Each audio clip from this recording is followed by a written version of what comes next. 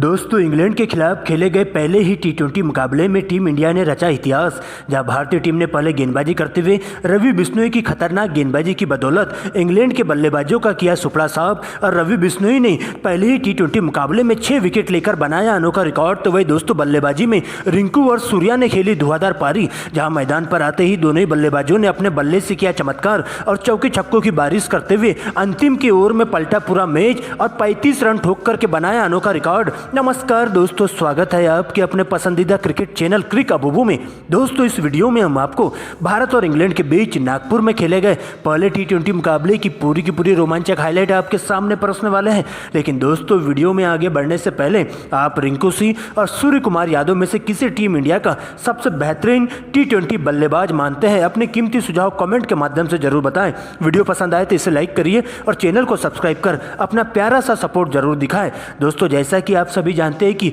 हाल ही में अफगानिस्तान के खिलाफ सीरीज जीतने के बाद टीम इंडिया और इंग्लैंड के बीच अब 3 टी20 मुकाबलों की रोमांचक सीरीज खेली जा रही है। जहां दोस्तों इंग्लैंड की टीम भारत दौरे पर आई हुई है। जहां दोस्तों हाल ही में नागपुर में पहला टी20 मुकाबला खेला गया, जहां इंग्लैंड के कप्तान जॉस बटलर ने इस मुकाबले में टॉस जीतकर रोहित शर्मा को पहले गेंदबाजी करने का न्योता दिया और इंग्लैंड की टीम के पक्ष में पहले बल्लेबाजी करने का फैसला लिया गया। दोस्तों इसके बाद इंग्लैंड के लिए पारी का आगाज करने के लिए टीम के 2 विस्फोटक ओपनर बल्लेबाज जॉनी बेस्टो और डेविड मलान की एंट्री होती है, जिनके कंधों पर टीम को एक ठोस शुरुआत देने की जिम्मेदारी सौंपी जाती है। वही दोस्तों कप्तान रोहित शर्मा भारतीय टीम के लिए पहले ओवर की गेंदबाजी करने बिहार के लाल मुकेश कुमार को बुलाते हैं। यहाँ दोस्तों पहली ओवर में उनका सामना होता है जॉनी बेस्टो से और बेस्टो पहली ओवर में धुआंधार अंदाज में बल्लेबाजी करते हुए पूरी तरह से मुकेश कुमार की लाइन लेंथ बिगाड़ने में कामयाब हो जाते हैं। यहाँ दोस्तों ओवर की दूसरी ही गेंद पर करारा प्रहार करते हुए गेंद को दर्शक दीर्घा के बाहर 6 रनों के लिए भिजवा देते हैं। जबकि दोस्तों इसी ओवर की अंतिम गेंद पर एक और चौका उनके बल्ले से देखने को मिलता है और पहली ओवर में 10 रन आते हैं।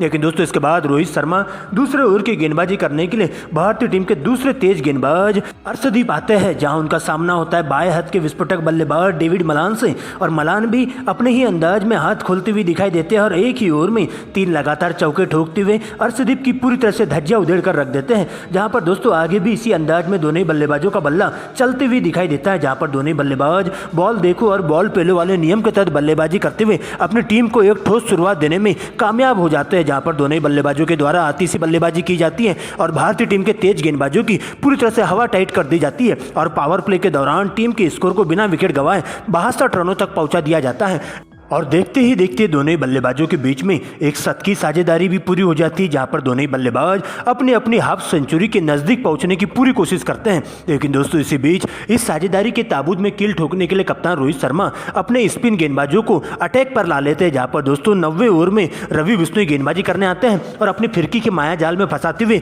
इंग्लैंड के बल्लेबाजों का पूरी तरह से चालान काटते हुए दिखाई देते हैं। जहां पर दोस्तों सबसे पहला विकेट डेविड मलान के रूप में लगता है और उन्हें क्लीन बोल्ड कर दिया जाता है 48 के स्कोर पर। लेकिन दोस्तों दूसरे छोर से अभी भी जॉनी बेस्टो का तूफान देखने को मिलता है, लेकिन इसी ओवर की अंतिम गेंद पर वो भी 40 के स्कोर पर क्लीन बोल्ड होकर डगआउट की ओर लौट जाते हैं। और इस प्रकार से रवि बिश्नोई एक ही ओवर में इंग्लैंड के दोनों ही ओपनर बल्लेबाजों को आउट करते हुए उनकी कमर तोड़ के रख देते हैं। लेकिन दोस्तों इसके बाद नए बल्लेबाज के तौर पर जो रूट का साथ देने के लिए बेन स्टोक्स मैदान पर आते हैं। यहाँ पर दोस्तों पहले तो दोनों ही बल्लेबाज संभल कर बल्लेबाजी करते हुए लगातार स्ट्राइक रोटेट करने का काम करते हैं और कंधे से कंधा मिलाकर चलते हुए अपनी टीम को एक मजबूत स्थिति में ले जाने की कोशिश करते हैं। और देखते देखते 12 ओवर की समाप्ति के बाद 2 विकेट के नुकसान पर इंग्लैंड का स्कोर 100 रनों तक पहुंच जाता है। लेकिन दोस्तों इसी बीच 13वें ओवर में एक बार फिर से रोहित शर्मा अपने दूसरे स्पिन गेंदबाज अक्षर पटेल के हाथों में गेंदबाजी थमा देते हैं। जहां पर अक्षर पटेल एक बार फिर से खतरनाक गेंदबाजी करते हुए इंग्लैंड के बल्लेबाजों पर पूरी तरह से टूट पड़ते हैं और दोस्तों सबसे पहले जो रूट को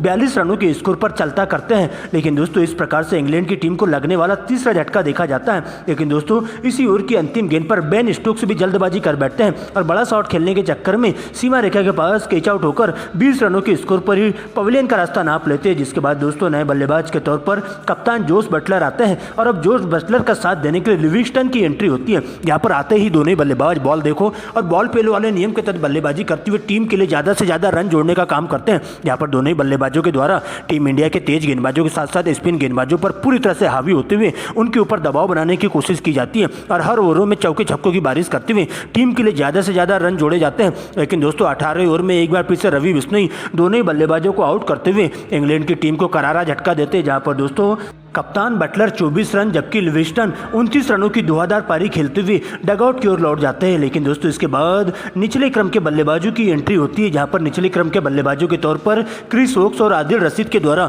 अंतिम के ओवरों में आतिशी बल्लेबाजी देखने को मिलती है, जहां पर दोस्तों पूरी तरह से टारगेट करते हुए मुकेश कुमार के एक ही ओवर में दोनों बल्लेबाज 22 रन कूट देते हैं और अंतिम ओवर में 22 रन आते हैं और इस प्रकार से इंग्लैंड की टीम स्कोर बोर्ड पर 6 विकेट के नुकसान पर 204 रन बना पाती है। लेकिन दोस्तों इसके बाद 205 रनों के लक्ष्य का पीछा करने कप्तान रोहित शर्मा और यशस्वी जायसवाल मैदान पर आते हैं और आते ही इनके कंधों पर टीम इंडिया को एक ठोस शुरुआत देने की जिम्मेदारी सौंपी जाती है, जहां रोहित शर्मा का सामना होता है क्रिस वोक्स से और पहले ओवर में रोहित शर्मा टूट पड़ते हैं क्रिस वोक्स के ऊपर। यहाँ पर दोस्तों 2 गगनचुंबी छक्के और अंतिम गेंद पर एक चौका लगाते हुए 16 रन पहले ओवर में रोहित शर्मा के द्वारा बटोरे जाते हैं। लेकिन दोस्तों इसके बाद दूसरे ओवर में यशस्वी जायसवाल भी बहती गंगा में हाथ धोते हुए अपने बल्ले से चमत्कार करते हुए दिखाई देते हैं और डेविड वेली के एक ही ओवर में 3 लगातार चौके जड़ते हुए उनकी पूरी तरह से लाइन बिगाड़ कर रख देते हैं और आगे भी दोनों ही ओपनर बल्लेबाज इसी अंदाज में बल्लेबाजी करते हुए टीम इंडिया के लिए ज्यादा से ज्यादा रन बटोरने का काम करते हैं। यहाँ पर दोनों ही बल्लेबाजों के द्वारा इंग्लैंड के तेज गेंदबाजों की पूरी तरह से धागे खोल दिए जाते हैं और उनके ऊपर दबाव बनाने की कोशिश की जाती है और पावर प्ले का भरपूर फायदा उठाते हुए अच्छी गेंदों को छोड़ते हुए खराब गेंदों पर बड़ा हिट मारा जाता है और देखते देखते टीम इंडिया 6 ओवरों के खेल में स्कोर बोर्ड पर बिना विकेट गंवाए 70 रन बना लेती है। लेकिन दोस्तों इस पनपती हुई साझेदारी के ताबूत में कील ठोकने के लिए इंग्लैंड के स्पिन गेंदबाज लिविंगस्टन 7 ओवर की गेंदबाजी करने आते हैं और यशस्वी जायसवाल को 29 रनों के स्कोर पर सीमा रेखा के पास कैच आउट करवा के टीम इंडिया को पहला बड़ा झटका देते हैं। जहां पर दोस्तों नए बल्लेबाज के तौर पर विराट कोहली मैदान पर आते हैं और इसके बाद रोहित शर्मा के साथ मिलकर दोनों बल्लेबाज कुछ अच्छे शॉट्स लगाते हैं, लेकिन रोहित शर्मा भी इसी ओवर की अंतिम गेंद पर उनकी फिरकी के माया जाल में फंसते हुए बड़ा शॉट खेलने के चक्कर में सीमा रेखा के पास 40 के स्कोर पर कैच आउट होकर डगआउट की ओर लौट जाते हैं और इस प्रकार से लिविंगस्टन एक ही ओवर में टीम इंडिया के दोनों ही ओपनर बल्लेबाजों को आउट करते हुए टीम इंडिया को सबसे बड़ा झटका देते हैं। जिसके बाद नए बल्लेबाज के तौर पर आगे का मोर्चा संभालने के लिए टीम इंडिया की आन बान शान किंग कोहली की एंट्री होती है। लेकिन दोस्तों इंग्लैंड के तेज गेंदबाज टोपली विराट कोहली को अपना शिकार बनाते हुए पवेलियन का रास्ता दिखा देते हैं और उन्हें मात्र 2 रनों के स्कोर पर ही चलता कर देते हैं। लेकिन दोस्तों इसके बाद सूर्य कुमार यादव का साथ देने के लिए नए बल्लेबाज के तौर पर शिवम दुबे आते हैं। यहाँ पर सूर्या के साथ शिवम दुबे कुछ अच्छे शॉट्स लगाते हुए पहले नजरें जमाने का काम करते हैं और क्रीज पर टिक कर बल्लेबाजी करते हुए टीम इंडिया के लिए ज्यादा से ज्यादा रन जोड़ने का काम करते हैं और कछुए की चाल के साथ टीम इंडिया के स्कोर को 10 ओवरों के खेल में 3 विकेट के नुकसान पर 85 रनों तक पहुंचा देते हैं। लेकिन दोस्तों इसके बाद 11वें ओवर से सूर्या और शिवम दुबे अपने हाथ खोलना शुरू कर देते हैं, जहां पर दोनों बल्लेबाज सिर्फ और सिर्फ चौके छक्कों में ही गेंद को तब्दील करना चाहते हैं, जहां पर दोस्तों उनके द्वारा हवाई फायर वाले शॉट्स लगाए जाते हैं और इंग्लैंड के स्पिन गेंदबाजों के साथ साथ तेज गेंदबाजों पर पूरी तरह से टूट पड़ते हैं। जहां पर दोस्तों एक बार फिर से दोनों बल्लेबाज चौके छक्कों की आतिशबाजी करते हुए 15 ओवर में ही टीम के स्कोर को 3 विकेट के नुकसान पर 145 रनों तक पहुंचा देते हैं और दोनों बल्लेबाज अपनी अपनी हाफ सेंचुरी भी पूरी कर लेते हैं। लेकिन दोस्तों इसके बाद आगे भी लगातार बढ़ रहे स्ट्राइक रेट को देखते हुए दोनों ही बल्लेबाज काफी बेहतरीन अंदाज में शॉट्स लगाना चालू कर देते हैं, जहां सूर्या अपना 50 पूरा होने के बाद चौके छक्कों की बारिश करते हुए 17वें ओवर में 3 लगातार छक्के उनके बल्ले से देखने को मिलते हैं। जबकि दोस्तों 18वें ओवर में शिवम दुबे भी बैक टू बैक 2 छक्के और 2 चौकों की मदद से 20 रन ठोक देते हैं और अपनी हाफ सेंचुरी पूरी कर लेते हैं और अपनी टीम इंडिया को जीत की दहलीज के काफी करीब लाने की पूरी कोशिश करते हैं। देखते देखते इन दोनों बल्लेबाजों के बीच में 100 से ज्यादा रनों की अटूट साझेदारी भी पूरी हो जाती है। लेकिन दोस्तों 18वें ओवर में टीम इंडिया को करारा झटका चौथा लगता है, जहां पर दोस्तों शिवम दुबे बड़ा शॉट खेलने के चक्कर में 60 रनों के निजी स्कोर पर कैच आउट होकर डगआउट की ओर लौट जाते हैं। जिसके बाद उनका स्थान लेने के लिए IPL स्टार रिंकू सिंह की एंट्री होती है और आते ही इसी ओवर की अंतिम 2 गेंदों पर 2 बैक टू बैक चौके उनके बल्ले से देखने को मिलते हैं, जहां पर टोपली के ऊपर पूरी तरह से धावा बोलना शुरू कर देते हैं। लेकिन दोस्तों इसके बाद 19वें ओवर में सूर्य कुमार यादव के द्वारा 2 छक्के और 2 चौकों की मदद से 20 रन पटोरे जाते हैं और इस प्रकार से दोनों ही बल्लेबाज आगे का मोर्चा संभालते हुए टीम इंडिया को जीत की दहलीज पर ले जाने की पूरी कोशिश करते हैं। और इस प्रकार से दोस्तों टीम इंडिया के पास अभी भी 6 गेंदों का खेल शेष बचा रहता है, जहां पर दोस्तों अंतिम ओवर में टीम इंडिया को इस मुकाबले में जीत हासिल करने के लिए 22 रनों की दरकार होती है।